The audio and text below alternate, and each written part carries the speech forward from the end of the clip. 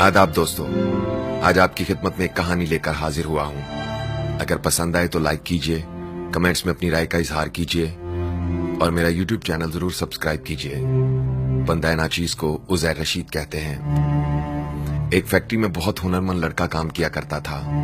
उसकी ईमानदारी और मेहनत का चर्चा हर शख्स किया करता था। फैक्ट्री का मालिक भी उस नौजवान से बहुत खुश था कि अपना काम तवज्जो से करता है और कभी भी एडवांस नहीं मांगता और बस अपना काम करता है और चला जाता है। एक दिन क्या हुआ दोस्तों, उसी नौजवान ने बिना बताए फैक्ट्री से छुट्टी कर ली।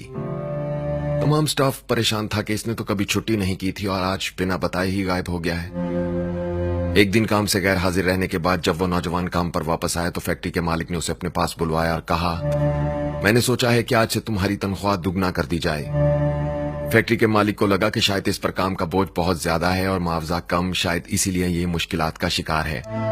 तनख्वाह में इजाफे की खबर ने उस नौजवान के तासुरात पर जरा भी असर न डाला और उसने फैक्ट्री के मालिक का शुक्रिया भी अदा न किया। खैर, दिन गुजरते रहे, सब कुछ ठीक चल रहा था कि एक दिन उसी नौजवान ने एक बार फिर बिना बताए काम से छुट्टी कर ली और मुसलसल चंद दिन तक गायब रहा। फैक्ट्री के मालिक को उसकी इस हरकत पर शदीद गुस्सा आया और एक दिन जब वो नौजवान वापस काम पर आया तो फैक्ट्री के मालिक ने गुस्से से उससे कहा, अब अगर काम करना है तो वापस पहली तनख्वाह पर काम मिलेगा। मालिक की ये बात सुनकर उस नौजवान पर कोई फर्क न पड़ा और वो चुपचाप काम करने लगा। फैक्ट्री के मालिक को बड़ी हैरत हुई कि जब पैसा बढ़ाया तब भी इसे कोई खुशी न हुई और ये चुपचाप काम करता रहा, और अब पैसा घटाया है तो तब भी इसे कोई दुख नहीं हुआ और ये खामोशी से अपना काम करने लगा है। इस पर फैक्ट्री के मालिक ने उसे अपने दफ्तर में बुलवाया और उससे कहा, एक बात बताओ, जब मैंने तुम्हारी तनख्वाह दुगना कर दी थी तब भी तुम खुश नहीं हुए और ना ही मेरा शुक्रिया अदा किया, और अब जब मैंने तुम्हारी तनख्वाह को फिर से अदा कर दिया है तब भी तुम दुखी नहीं हो और मुझे अपनी सफाई देने की बजाय खामोशी से काम करने लगे हो। आखिर वजह क्या है?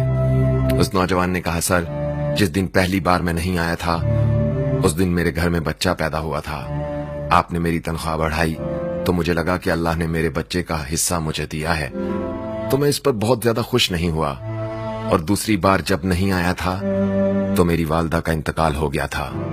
आपने जब मेरी तनख्वाह घटाई तो मुझे लगा कि मेरी माँ का हिस्सा मेरी माँ अपने साथ ही ले गई है, तो मैं घटे हुए पैसे के लिए परेशान क्यों होता। यह सुनकर फैक्ट्री के मालिक की आंखों में आंसू आ गए और उसने आगे बढ़कर उस नौजवान को गले से लगा लिया। जिंदगी हर कदम एक मुकाबले का नाम है दोस्तों।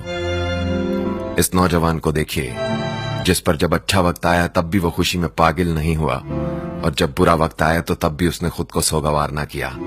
अच्छा और बुरा वक्त जीवन का हिस्सा है, मगर कामयाब वही लोग होते हैं जो अच्छे वक्त में अपनी औकात याद रखते हैं और बुरे वक्त में मेहनत पर यकीन रखते हैं। अगर आपको हमारी बातें अच्छी लगती हैं तो हमारा YouTube चैनल जरूर सब्सक्राइब कीजिए। अपना बहुत ख्याल रखिएगा और उनका भी बहुत ख्याल रखिएगा जिनका कोई ख्याल नहीं रखता। अल्लाह हो आप सबका हामी और नासिर। अल्लाह हाफिज।